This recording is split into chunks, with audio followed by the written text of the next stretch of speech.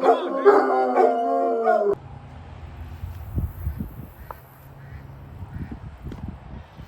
everybody, Dixie Thumper. We're going to be testing a few designs here. This includes the new DixieThumper MILC 2.0 insert. These are Bengals bullets, milk shells. I have installed the DixieThumper MILC insert, 2.0 insert, with a blank and a gas check. And then it has a DixieThumper test round. These are designed to fit down in these 5-inch casings, and this is just chalk. We'll see if it holds up. It may, but we're going to launch out in that field just mainly for distance. If the nose cone breaks, great. If it doesn't, I'll go pick it up, reuse it. As you can see, they just cut my field yesterday or day before yesterday, so hay's removed. So it should be fairly safe to fire over there, especially with chalks. I've got 3 that I'm going to try. And then I have 2 proprietary smoke rounds that I'm going to try and see what they do. One is a small amount of smoke. One should have a little more smoke in it. They may or may not perform real well. They're basically smoke balls that have been pulled apart and reused. So we will get going with that, see how it looks.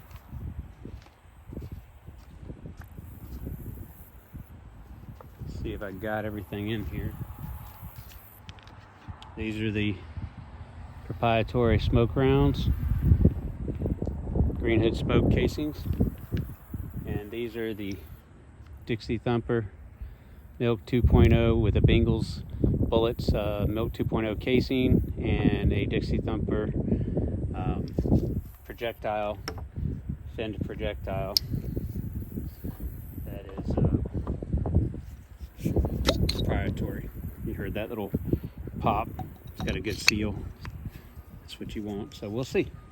So first things first, we're going to do the smoke. I think the wind is blowing from this direction, so I'm going to shoot from behind the camera here, and that should keep the smoke out of the field of view. So we're going to use the TAC 79 on this one. I'll probably launch one from the TAC and one from the spikes. So green hood smoke case, first test. Safety's on, cocked. We're aiming in the middle of the field out there. So no dice. No fire, yes. All right. Light primer strike. Okay.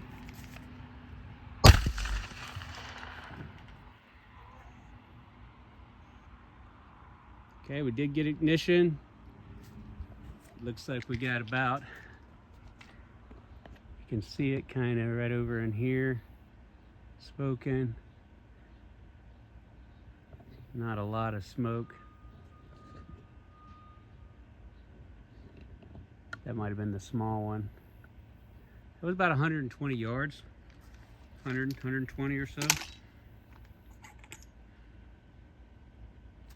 Okay, these were loaded with 777 and 50 grains 777. So this is round number 2. We'll see how well it does. Actually, I'm just going to shoot it from the TAC. Yeah, actually, you know what? I'm going to shoot it from the spikes.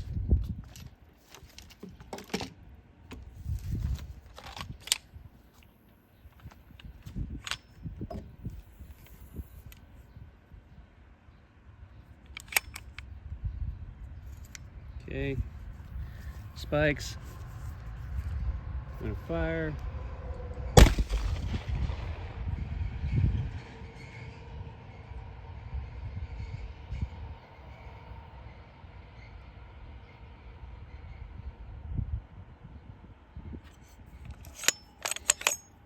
I don't know if that one, yeah, it did. It went way out there. Okay, that was a good one. That was about 200 yards with the smoke projectile. Oh, you can see it out there. but it went way out. Yeah, there it is. You can see it kind of puffing out there.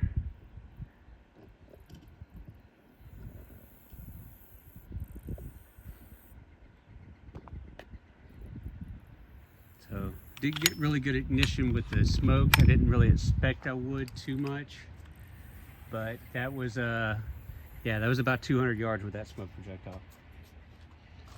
Okay.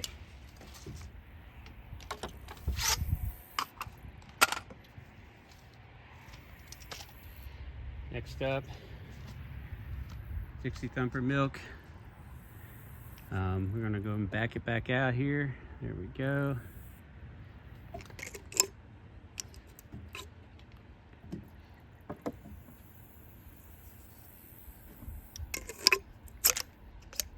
Okay. All right. Same area. So we got a good back, so we're gonna go. Let's see. Here we go. 1, 2, 3. Oh yeah, that one flew. Yeah, I saw it. It went up, and it went about 120 yards. It had nice flight pattern. Kind of hard to see against the sky. May have buried down in the grass. We'll see. Okay, number 2. Nope.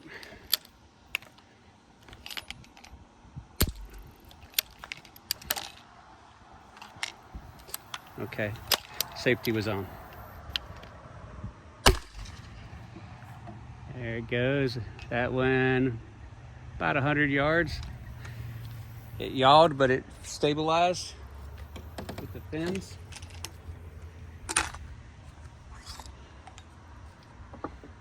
Okay, third one.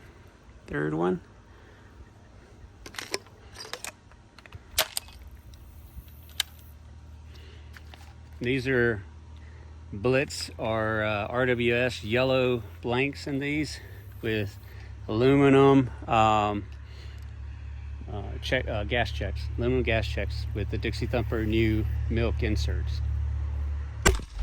Oh yeah, that one's good. Yeah, about 100 yards. It's not too bad. That's a pretty high arc that I sent them on. But yeah, very pleased. So the smoke, as you saw, 50 grains of 777. Sent that sucker 200 yards. So I'll go out there and see if I can recover the smokes, both of them, and see how they look. All right, guys, just a little after action report. I don't really have a lot of space, so I have to do it in here. Kids and everybody are doing their own thing. These are the Green Hood Smoke casings, 2-inch aluminum, powder cup, 209 prime. These are great casings. They performed well. I shot a proprietary smoke cartridge I've made. I'm not going to show you the inside because this is a new thing. Those I still have to go find. They were black, so I should have probably loaded the green ones first, but I printed the black ones first and loaded them, so they got shot. I'll walk around out there with my girls and see if I can find them later. The other cartridge, I shot 2 rounds of that with just smoke balls in them, just those little round smoke balls you buy the kids at 4th of July and whatnot, and they performed well. So onwards, we have, these are my finned proprietary rounds. So get it out here. This one gets sticks. I don't leave that one in there for right now. This was the gold one. These are solid at the bottom, the fins. They did take the blast. They seated well. That's a little hot glue that's stuck on there just to hold it in the case. You don't want to glue it in there to create some artificial back pressure. This cone did snap. These are printed a lot thinner. They're really too thin, so I'll be adjusting this a little more, but it did snap and deploy the chalk, which was kind of cool. You really couldn't see it too much because the grass is still, I don't know, 3-4 inches high after they cut the hay. But I did find it with the tail fins poking up, so I will be printing these in orange, blaze orange, or this sprout green, so they're easier to see and collect after you shoot them and reuse them. These use DixieThumper's nose cones. So all these nose cones here you see, it's one design for all of my line for them to work with. I'm still tweaking a little bit. The milk shell cones are a little thicker on average. That's not a milk shell. So these are a little thicker, but they still will work in the Cobra and the spikes, as well as TAC 79. This is a milk shell. This one actually has a printed 209 primer adapter in it with a cup for Powerdex pellet, and they actually work really well for a printed design. They're reusable. Since I have the milk chambers, I'll still make these and present them for people if they want to use them. If not, then they can get my milk chambers. I also have other stuff coming, but these are inserts. They'll be out pretty soon too, but another couple months. This will work. It doesn't work as well as the milk chamber does, but they will work. So, and when I'm talking about the milk chamber, I'm talking about my milk chamber I just had made, which is what is in these shells right here. This is the DixieThumper MILC 2.0 chamber. So I'm going to unscrew this and see if we can get a good look at it. So I'm going to see if I can set that down for a second here. All right. So we're kind of, give me 2 hands to unscrew this Bengals Bullets casing. This is Ben Engels, his Bengals Bullets, BNGLES bullets.com. My milk chambers work in his casing, no problem, as you can see. So I'm going to zoom in here. You can see there's no deformation of the hole. That's a 1/4 inch drilled hole. And the idea was to make these just like your CAC and other 40 millimeter casings. So let's get a CAC out. KAK Industries, CAC Industries is what I call them. So we'll go back. So the idea is the milk is giving us the same type of system that the 40 millimeters use, and that's kind of a simple explanation. So I'm using a 9 millimeter blank. You can use a 38 short, a 9x17R. These are rimmed blanks, 380 rimmed. Or a 38 Smith & Wesson rimmed blank. Now, how you size them will depend on how thick they are. The 38 Smith & Wessons will work in these. They're a little hard, so you may need to press them in with an arbor press. The 9x17, you can buy them from hogslat.com and other places. You search for, what do they call it? Captive piston gun blanks, or search Blitz blanks or RWS blanks. You will find them everywhere like these. The red are really hot, so don't get the red unless you want to blow your launcher up. The blue are great. They're hot, but they're great. The green are a little lighter. The yellows are great. The yellows are giving me consistently 125 to 150 yards. The blues send the suckers into outer space. The greens were giving about 100 yards. The reds I haven't tried yet. I haven't been brave enough for that, so eventually I'll do that. This is a little loose right here, only because I don't have my 3/4 inch deep well socket to tighten it, so I had to use a pair of needle nose pliers. So it loosened up just a tiny bit, but not much. If you don't like that play in there, you can always put a tiny drop of glue, hot glue on it when you push it in, and that'll absorb that play. These are great though. They work. They work great. These only use a regular gas check. So the gas checks are just the, let's see if I have them in here. It might be out there. I have one laying over here. Let's see.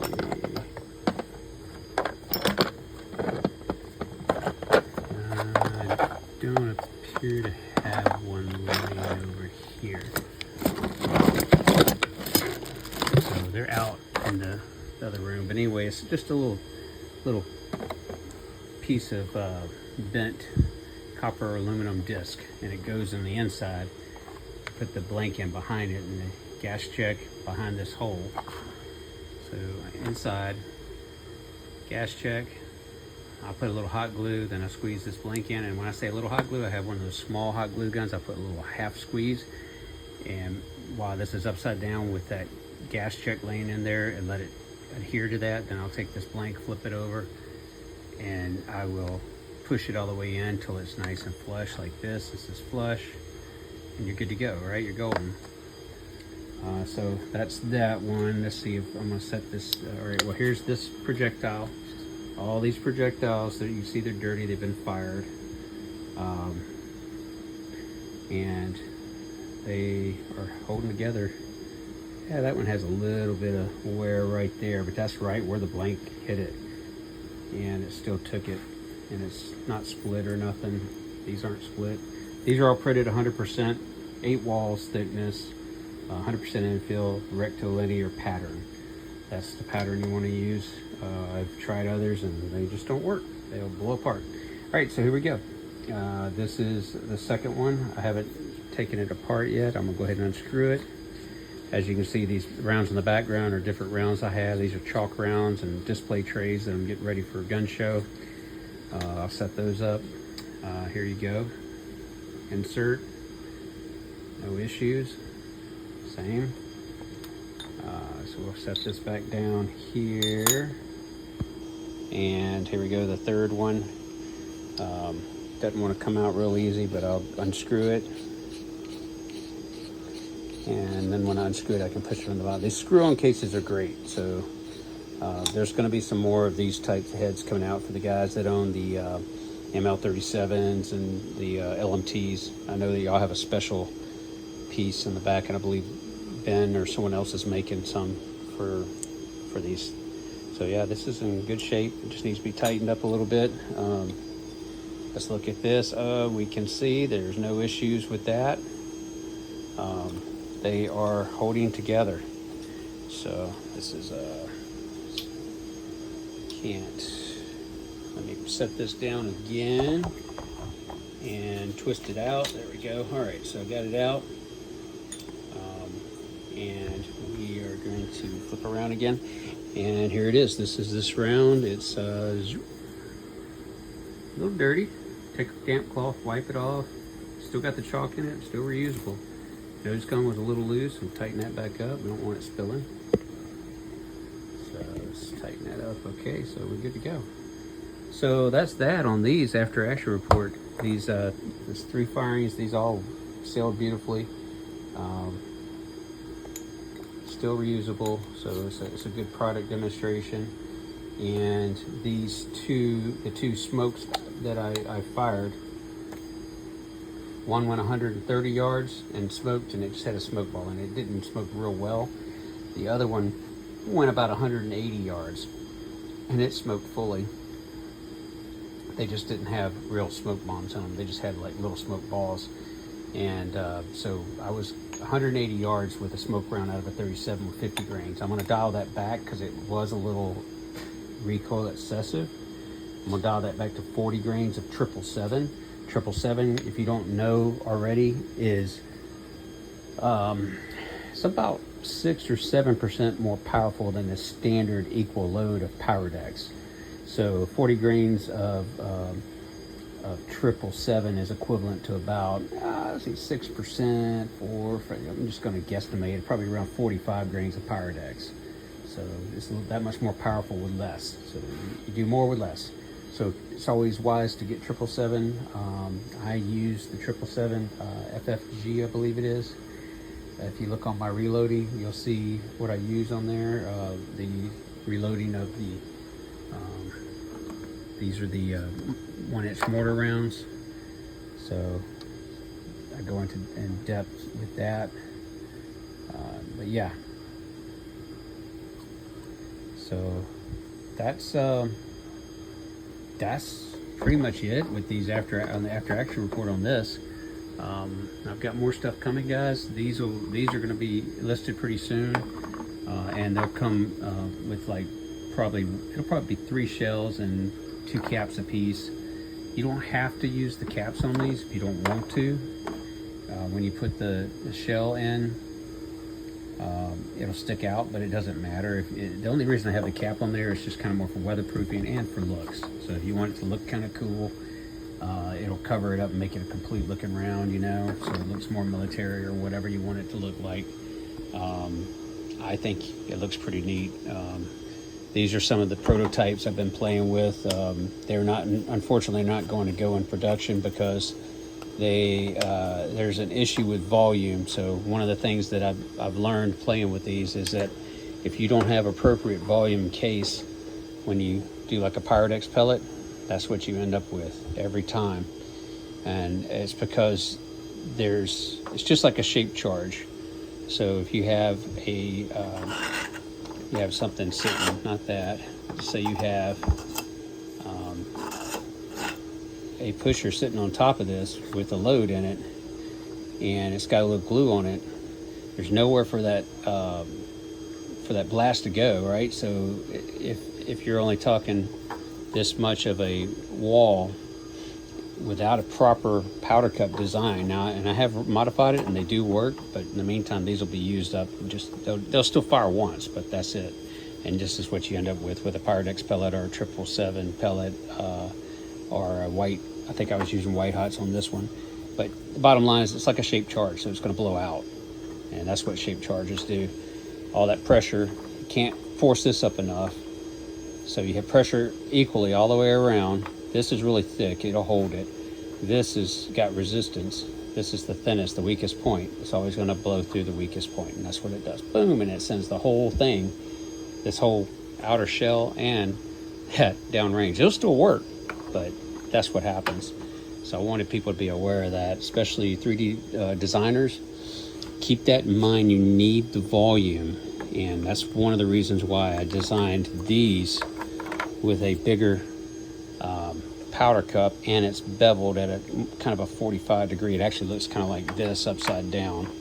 So if you're designing your own rounds, that's how you want to do it. I also have a ledge in there. I don't know if you can see it or not. Let's zoom in and see if you can see it. Yeah, you can see the ledge. The ledge is for that push disc to sit on. So, you know, however you want to do it, it's yours. You know, these are printed in silk. Just why? Because I had it and I need to use it, and I just figured I'd do that. So when I get down to the last of the rounds, I print, you know, whatever's in there. If I can get a full shell and a few caps, I'll print that. So that's why whenever you get an order, you might get multiple colors or something like that. If you don't like that, well, sorry, that's just the way it is. You want a custom order certain colors, I can certainly do that. But I try to get all my stuff out and quick, you know, as quick as possible.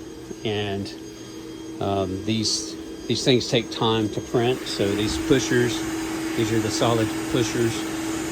They take about 16 hours. 16, yeah, let's see, what's left?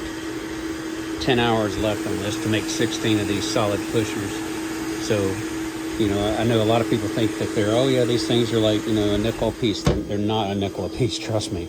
3D printing is not, I mean, it's cheap if you're going to load it and do it yourself, but if you're, you know, when I incorporate my time and everything else into it, you know, the filament cost and all that, then you're talking, you know, it's a lot of money. And electrical is huge. These things use a lot of power.